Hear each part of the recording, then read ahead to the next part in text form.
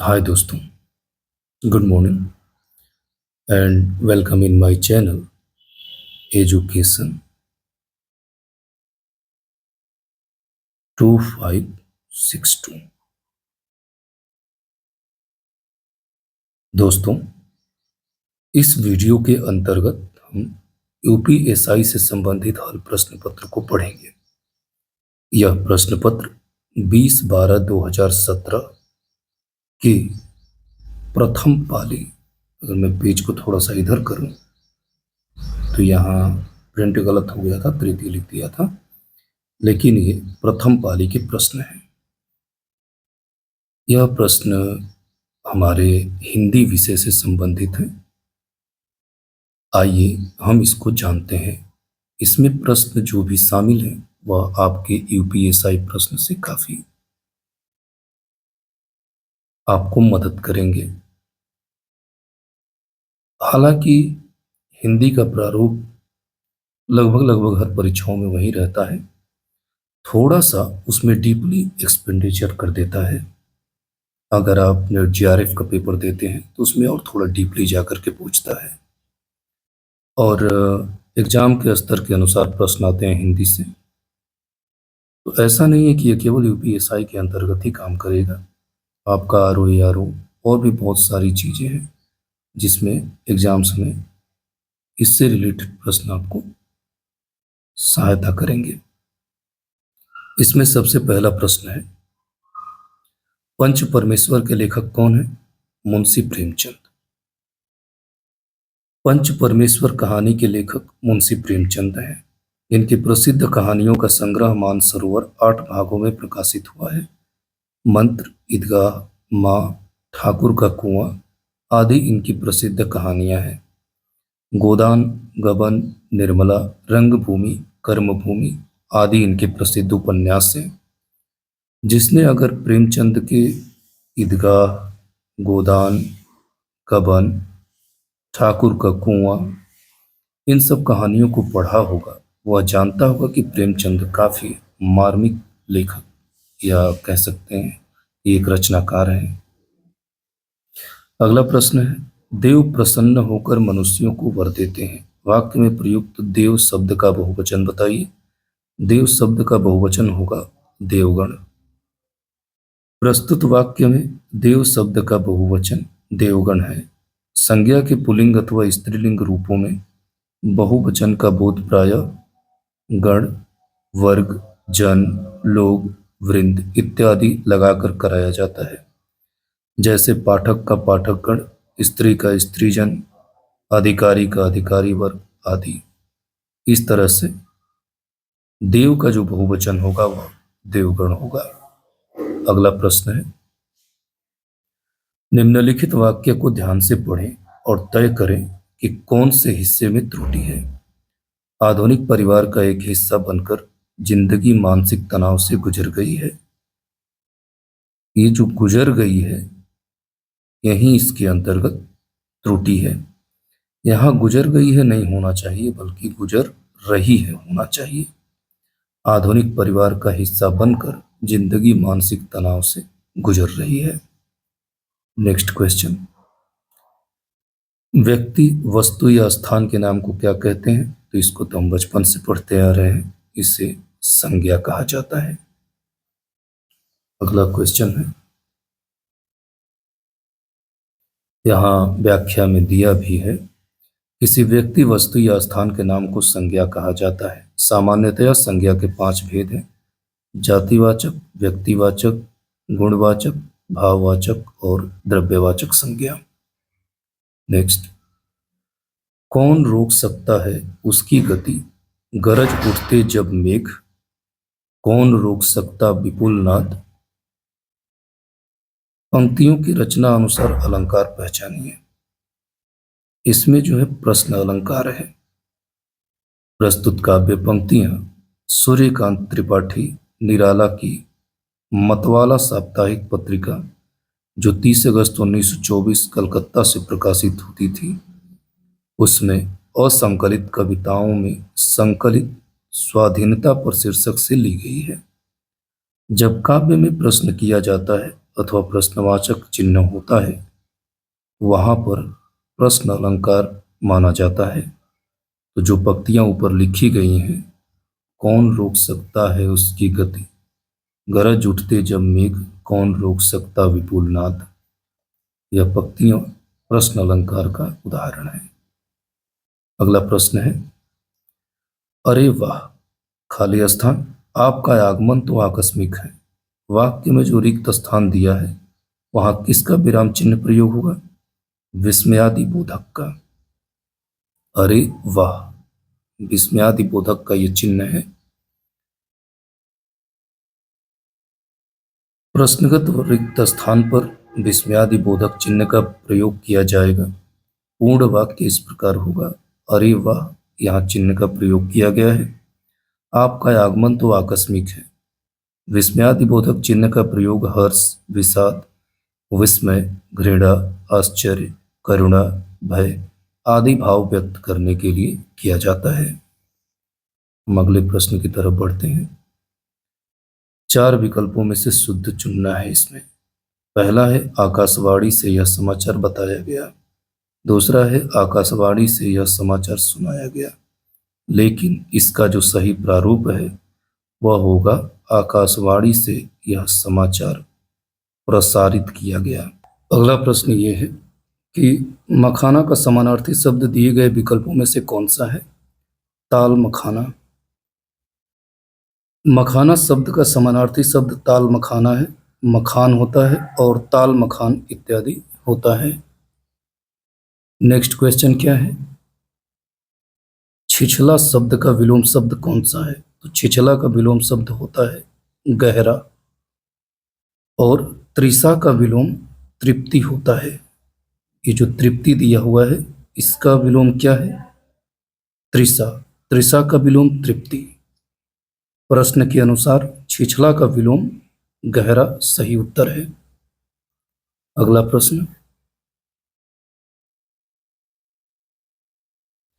सन 2006 में SAARC literary award और सन 2003 में सरोजिनी नायडू पुरस्कार से पुरस्कृत होने वाली महिला लेखिका कौन सी है? मैत्रेयी पुष्पा। हिंदी भाषा की रचनाकार मैत्रेयी पुष्पा को वर्ष 2006 में सार्क लिटरेरी अवार्ड और वर्ष 2003 में सरोजिनी नायडू पुरस्कार प्रदान किया गया था। अगला प्रश्न है, बगीचे का सुंदरता अनूठा है, सही वाक्य का चयन करें। इसका सही वाक्य होगा, बगीचे की सुंदरता अनूठी है, न कि यहाँ पर अनूठा का प्रयोग होगा। बगीचे की सुंदरता अनूठी है, इसमें यही वाक्य शुद्ध होगा, यानी कि विकल्प बी। नेक्स्ट क्वेश्चन है, दिए गए विकल्पों में से सही का चयन कर रिक्त स्थानों को भरें। धन के खाली स्थान में आज भी कुछ लोग खाली स्थान बन जाते हैं। धन के लालच में आज भी कुछ लोग जयचंद्र बन जाते हैं। प्रस्तुत वाक्य में रिक्त स्थान के स्थान पर लालच और जयचंद्र भरा जाना चाहिए। पूर्ण वाक्य इस प्रकार दिया है, धन के लालच में आज भी कुछ लोग जयचंद्र बन जाते हैं। जयचंद्र का नाम इसलिए लिया गया है क्योंकि जयचंद्र ने अपने ही राजा से धन के लिए गद्दारी की थी, इसीलिए गद्दारी भी इतिहास में लिखी जाती है और उसे बार बार उसको कोसा जाता है। नेक्स्ट क्वेश्चन, दिए गए विकल्पों में से सही का चयन करके रिक्त स्थान की पूर्ति कीजिए। कन्या की रिक्त स्थान के आरोप में उन्हें आजीवन जेल हुई। तो कन्या की हत्या के आरोप में उन्हें आजीवन जेल हुई, इसलिए रिक्त स्थान में यहां पर हत्या भरा जाएगा। अगला प्रश्न है, दिया है कि निम्न में से किसमें विरोधाभास अलंकार का बोध होता है? प्रियतम को समझ पा कामिनी, न जा सकी न ठहर सकी। प्रियतम को समझ पा कामिनी, न जा सकी न ठहर सकी। ये जो उदाहरण दिया हुआ है इसमें विरोधाभास अलंकार है। अब इस वाक्य में विरोधाभास अलंकार कैसे है तो इस वाक्य में न जा सकी न ठहर सकी, इस भाग में विरोध न होते हुए भी विरोध का आभास दिया गया है। जहाँ विरोध न होते हुए भी विरोध का आभास दिया जाए, वहीं पर विरोधाभास अलंकार होता है। बस इसमें मोस्ट इम्पॉर्टेंट वर्ड जो हैं, यानी कि जो महत्वपूर्ण शब्द हैं, विरोध का आभास न होते हुए भी यदि विरोध का आभास दे दिया जाए तो उसे ही विरोधाभास अलंकार कहते हैं। तो प्रियतम को समझ पा कामिनी, न जा सकी न ठहर सकी, इस वाक्य में जो न जा सकी न ठहर सकी है, उसमें ही विरोध का आभास होता है, इसीलिए यहाँ पे विरोधाभास अलंकार है। अगला क्वेश्चन, हिंदी साहित्य की लब्ध प्रतिष्ठित कृति कामायनी के रचनाकार कौन है? जयशंकर प्रसाद कामायनी के रचनाकार हैं। हिंदी साहित्य की लब्ध प्रतिष्ठित कृति कामायनी के रचनाकार जयशंकर प्रसाद हैं। जयशंकर प्रसाद की अगर कई सारी कुछ महत्वपूर्ण रचनाएं इसमें हैं, आंसू, लहर और झरना। ये जो जयशंकर प्रसाद की आंसू जो है रचना, इसको आप कुमार विश्वास जो कवि हैं उनके शब्दों में अगर आप यूट्यूब पर जाकर के सर्च करेंगे ना, आंसू तर्पण, तो आपको इसमें मिल जाएगा। और ये कविता बहुत ही मार्मिक है और यकीन मानिए आपको बेहद पसंद आएगी। और जब आप सबसे ज़्यादा परेशान होते हैं ना, तब इस कविता को सुनिए, आपको आंतरिक शांति देगी। नेक्स्ट क्वेश्चन है, अप्रतिम शब्द का अर्थ दिए गए विकल्पों में से कौन सा होगा? बेजोड़। अप्रतिम का अर्थ होता है बेजोड़। नेक्स्ट क्वेश्चन, दिए गए विकल्पों में से सही का चयन कर रिक्त स्थानों को भरें। मंत्र वह है खाली स्थान जो अक्षरों एवं शब्दों के खाली स्थान से बनती है। तो पहले रिक्त स्थान में भरा जाएगा ध्वनि। क्या भरा जाएगा? ध्वनि। अभी मैं पढ़ के बताऊंगा। और दूसरे में समूह। मंत्र वह ध्वनि है जो अक्षरों एवं शब्दों के समूह से बनती है। जब आगे का विकल्प आप देखेंगे इसमें, तो उसमें ध्वनि और समूह को इसमें दिया गया है, यहाँ पर देखिए। नेक्स्ट क्वेश्चन है, सतर्कता शब्द का समानार्थी शब्द दिए गए विकल्पों में से कौन सा होगा? मुस्तैदी। मुस्तैदी जो है सतर्कता का समानार्थी है। नेक्स्ट, पुरानी हिंदी, उर्दू और अंग्रेजी के मिश्रण से उत्पन्न नई जबान कौन सी है? हिंदुस्तानी भाषा। पुरानी हिंदी, उर्दू और अंग्रेजी के मिश्रण से उत्पन्न नई जबान हिंदुस्तानी भाषा है। इसमें संस्कृत के तत्सम और अरबी फारसी के शब्द कम होते हैं। नेक्स्ट क्वेश्चन, हल्दी घाटी के रचनाकार कौन है? श्याम नारायण पांडे। हल्दी घाटी के रचनाकार श्याम नारायण पांडे हैं। इनकी अन्य रचनाएं हैं जौहर, जय हनुमान, शिवाजी, जय पराजय, तुमुल, रूपांतर, आरती और गोरावध। ये जो भी रचनाएं हैं वह श्याम नारायण पांडे जी की प्रमुख रचनाओं में से हैं। हल्दी घाटी के रचनाकार श्याम नारायण पांडे जी हैं। अगला प्रश्न है, जमीन आसमान एक करना, मुहावरे का अर्थ क्या होगा? घोर प्रयास करना, यानी कि कठिन प्रयास करना। देखिए, ये तो जमीन आसमान एक करना एक तथ्य है ही है, लेकिन इतना जरूर मान लीजिए कि अगर आपको आशा की एक छोटी सी किरण भी दिख रही है, तो आपके मेहनत करने से वहां एक दिन सूरज की भांति आपको रोशनी देगी। तो जमीन आसमान एक करना मुहावरे का अर्थ है घोर प्रयास करना। अगला प्रश्न, पीपर पात सरिस मन डोला, इस पंक्ति में मन क्या है? मन है उपमेय। पीपर पात सरिस मन डोला, इस पंक्ति में मन जो है उपमेय और पीपर पात उपमान है। यहाँ मन की उपमा पीपर पात से दी गई है, अतः इसमें उपमा अलंकार है। दो वस्तुओं में समान धर्म के प्रतिपादन को उपमा अलंकार कहा जाता है। दो वस्तुओं में समान धर्म के प्रतिपादन को उपमा अलंकार कहा जाता है। अगला क्वेश्चन है, नेक्स्ट प्रश्न के अंतर्गत निम्नलिखित वाक्यों को ध्यान से पढ़ें और तय करें कि कौन से हिस्से में त्रुटि है। तेनालीराम ने कहीं सुना था कि एक दुष्ट आदमी साधु का भेष बनाकर लोगों को अपने जाल में फंसा लेता है। अब बात आती है कि तेनालीराम ने कहीं सुना था। जब ऐसे जगहों पर की आती है जहां किसी बात पर जोर देकर कहा जाता हो तो वहां पे छोटी की होती है, न कि बड़ी। इसीलिए कि एक दुष्ट आदमी साधु, यहां तक इस वाक्य में त्रुटि है। इसका सही होगा ये जो की है, यहां पर छोटी की का प्रयोग होगा, यानी कि इसका विकल्प भी सही है। नेक्स्ट क्वेश्चन, इसके भाग को जब हम देखते हैं तो दुष्ट शब्द में भी गलत अक्षर को टाइप किया हुआ है। तो जहां की है और दुष्ट में भी देखिए यहाँ तालव्य स का प्रयोग हुआ है, जबकि यहाँ पर मूर्धन्य स का प्रयोग होगा। अगला क्वेश्चन है, बच्चों की कहानियां लिखने वाले और चाचा चौधरी के पात्र के रचनाकार कौन है? प्राण कुमार शर्मा।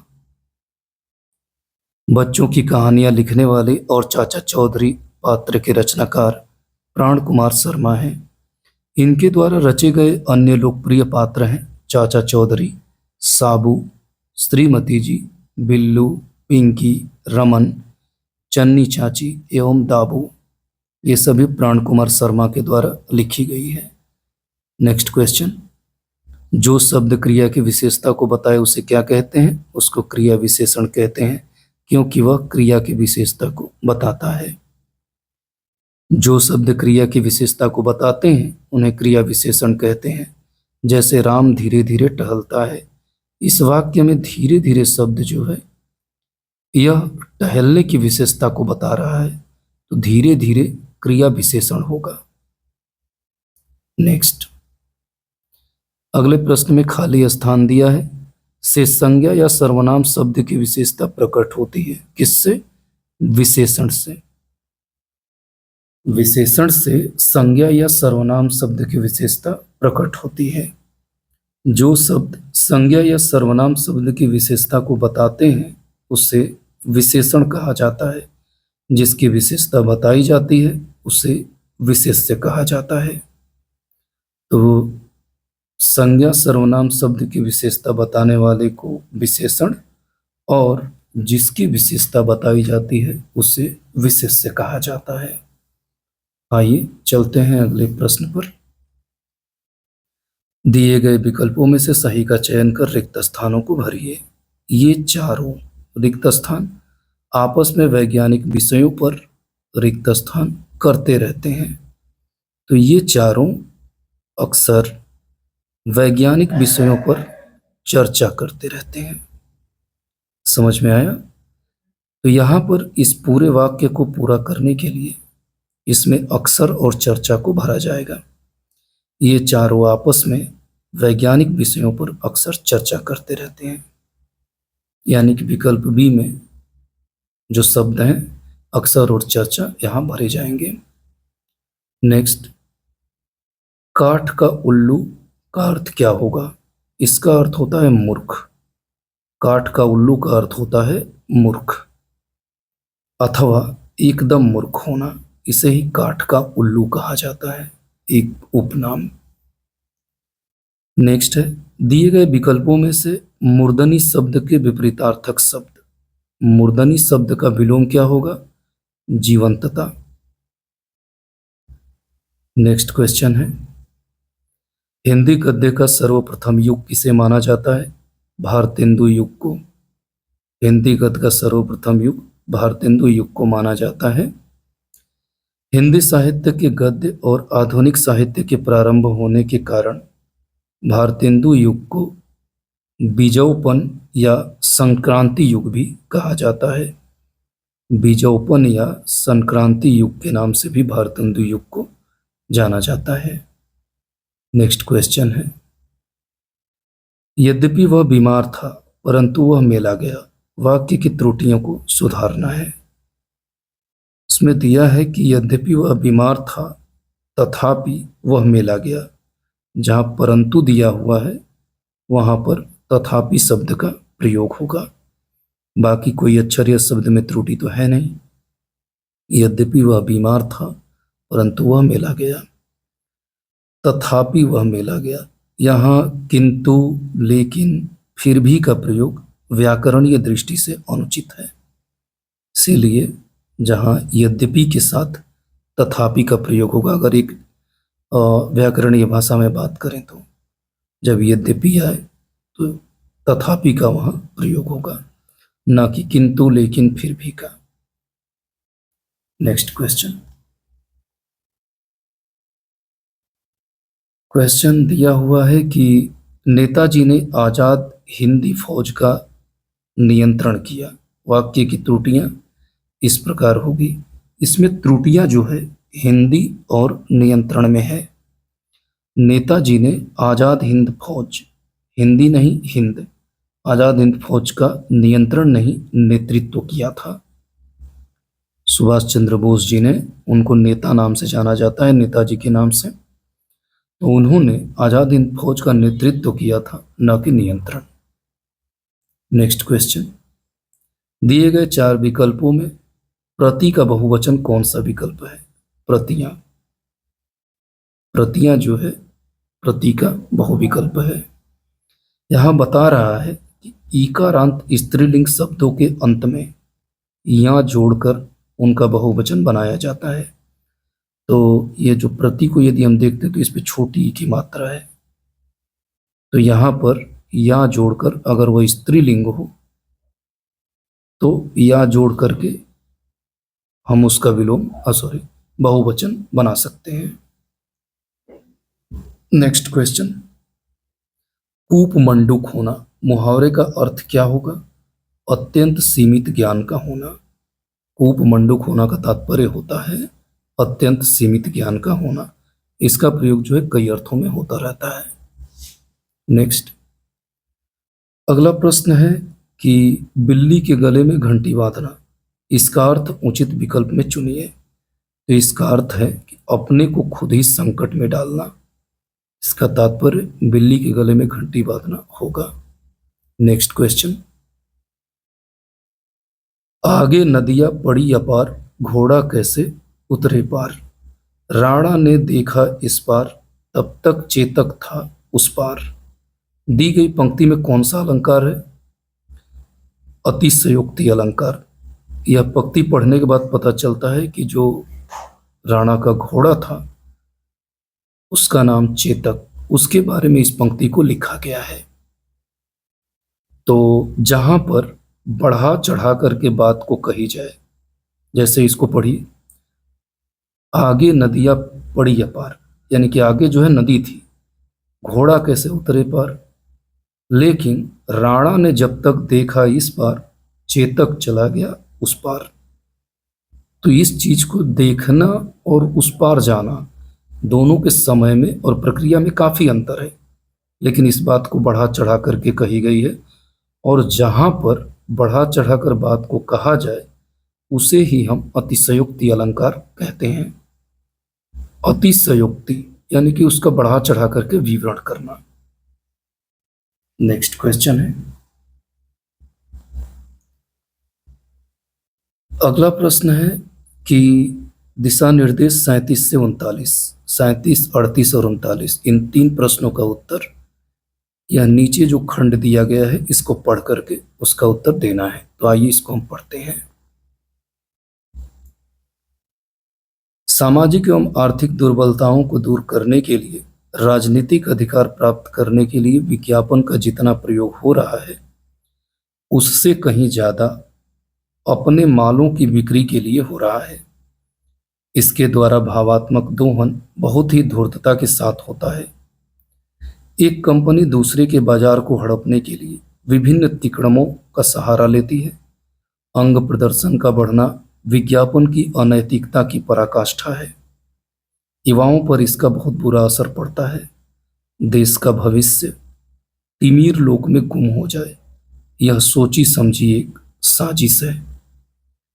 इस उपभोक्तावादी पूंजीवादी संस्कृति के नायाब तरीके विज्ञापन की।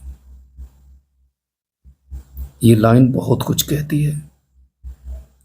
देश का भविष्य तिमिर लोक में गुम हो जाए, पूंजीवादी संस्कृति के नायाब तरीके विज्ञापन के यही चाहते हैं और यही उनकी सोची समझी साजिश है। खैर, आइए हम प्रश्न को देखते हैं। उपर्युक्त गद्यांश का मूल तत्व क्या है? मूल तत्व ये है कि उपभोक्ताओं को विज्ञापन जो है छल और फरेब से अवगत कराना। जो विज्ञापन दिखते हैं असल में वैसे होते नहीं हैं और उसका सामाजिक और मानसिक स्थिति दोनों पर लोगों का प्रभाव पड़ता है। इसी चीज को इस गद्यांश में बताया गया है। नेक्स्ट क्वेश्चन है इसी तथ्य से संबंधित, सामाजिक और आर्थिक दुर्बलताओं का मुख्यतः किस लिए उपयोग किया जा रहा है? उत्पादन की अत्यधिक बिक्री करने के लिए। और क्वेश्चन नंबर 39 में दिया हुआ है कि इस गद्यांश का शीर्षक क्या है? इसका शीर्षक है सांस्कृतिक अस्मिता और विज्ञापन। सांस्कृतिक अस्मिता और विज्ञापन। और हमारा अगला प्रश्न इस हिंदी के टेस्ट सीरीज का जो लास्ट क्वेश्चन है, मोह शब्द कौन सा विशेषण है? तो मोह जो है वह गुणवाचक विशेषण है। मोह शब्द गुणवाचक विशेषण है। जिस शब्द से संज्ञा का गुण, दशा और स्वभाव आदि लक्षित हो उसे ही गुणवाचक विशेषण कहते हैं। तो मोह शब्द में विशेषण पूछ रहा है तो गुणवाचक है, अगर संज्ञा पूछता तो भाववाचक होता। तो इसलिए मोह जो है यह गुणवाचक विशेषण के अंतर्गत आता है। तो ये तो रहा हिंदी का प्रश्न। और यह हिंदी का प्रश्न जो है हमारा 20 दिसंबर 2017 का टेस्ट सीरीज का है। यह प्रथम पाली में, यहाँ गलत प्रिंट हो गया था, तृतीय पाली हो गया था। यह हिंदी का प्रश्न प्रथम पाली में हुआ था। तो इस तरह से हिंदी के इस प्रश्न को, इस टेस्ट सीरीज को यहीं समाप्त करते हैं। दोस्तों, जाते जाते मैं उस बात को फिर से दोहराऊंगा कि अगर आशा की एक किरण दिख रही है तो मेहनत करो। मेहनत करने से वही किरण एक सूरज की भांति समय आने पर आपके जीवन को रोशन कर देगी। मिलते हैं दोस्तों अगले वीडियो में। जय हिंद।